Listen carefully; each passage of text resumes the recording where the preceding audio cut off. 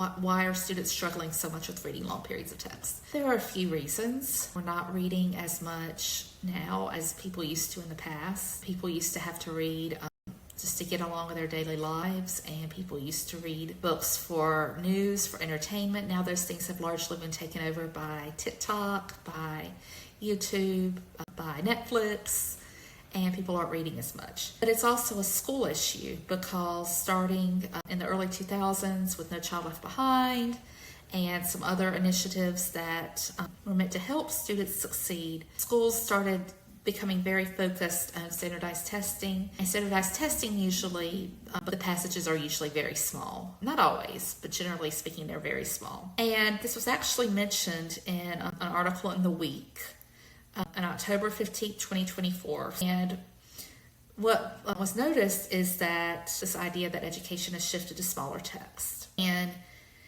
they actually did a survey, and they found that only 7 teachers now in grades 3 through 8 will do whole text, where students read a big long text. And almost 1/4 of teachers really don't use books at all in English language arts classes. It's using, again, short periods of text, or the lessons are very decoding focused, or they're focused on skills that may be easy to get quick results from, teaching students how to find maybe main idea in one sentence versus a whole text. And that's largely attributed to this change in educational policy. And one of the professors that was in this article, Adam Kotsko,